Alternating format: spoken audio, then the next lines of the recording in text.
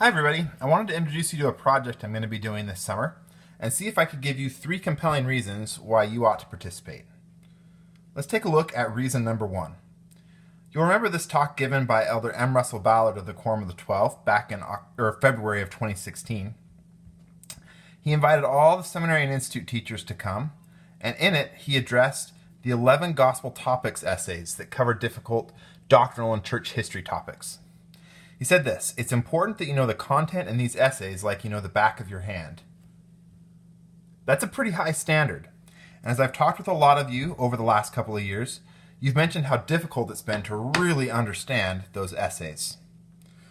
Well, for one reason or another, I really took that challenge to heart. And so I've spent the last couple of years reading everything I could get my hands on to try and learn those gospel topic essays like the back of my hand. And here's what it looks like now. This is just one of them, the First Vision accounts. As you go through, you see there's been some highlighting I've done in the Gospel Library app, but also every time you see one of these pages over here, that's another note that I've added to my margins. Every time you see a link like that, that's a link to another article on Gospel Library. And if you open up my margins, you'll see it amounts to quite a bit of content. Each essay I've got probably 20-25 pages of content that I've added in the margins. The goal being that when you come to this class, I'll have what I need to share with you to help you also understand the gospel topics essays like the back of your hand.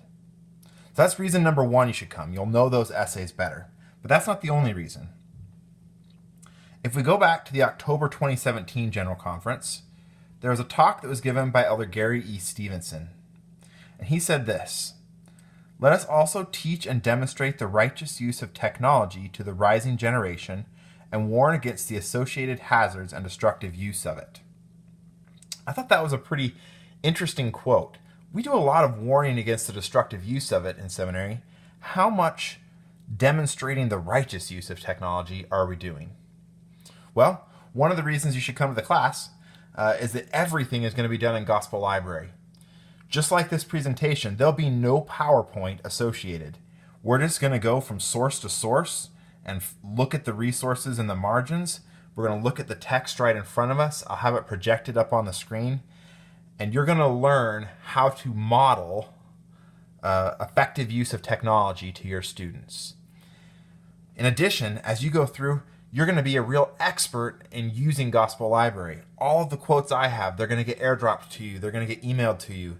And my goal is that you will be putting these things into the margins as we go, and so that your margins will look just like this when you're done, or similar to this with the quotes that you want. That'll have 2 purposes to it. One, it'll help you know Gospel Library, but also it'll help you for the 3rd compelling reason. Now, this 3rd reason I don't think is going to be quite as important to you because you're so dedicated to teaching, but it still is a big deal, and that's your religious educator certification. Just like most of the classes that get taught, if you come to the whole 11 days worth of it, when you're done, you'll be qualified for half of a religious educator certification course. The other half comes from doing homework on the outside and completing the paper or portfolio associated with the class. Now, as I've talked with a lot of you that have done these classes, you've expressed that you usually get through all of the class, but when you get done, it takes you forever to write the paper or portfolio, and you just never get around to it. We don't want that to happen. So on the last day of class, if you've been putting everything into Gospel Library like I've been telling you to, I'm going to show you how to download all of the stuff. We'll sit there together and we'll put together the whole portfolio in class, and you can hit submit. And when you walk out, your entire religious educator certification project will be done.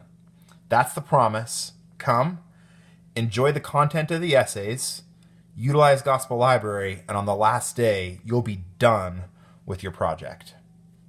Pretty cool setup. Now, there's a few details that we need to work out with understanding when and where and how the whole course works. So, let me show you one last thing set up in a journal. Here's what you need to know. The course will be held from July 9th to July 20th. We're doing it in 10 days. We're going to combine a couple of the essays along the way. And on the 11th day, we'll have the writer's workshop, and that'll be July 23rd. We tried to couch that between the 4th of July and the 24th of July.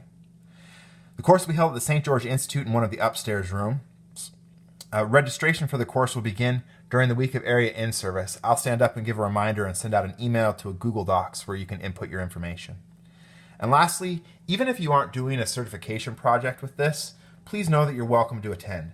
Mike Thompson has authorized all of us to use it as part of our summer employment.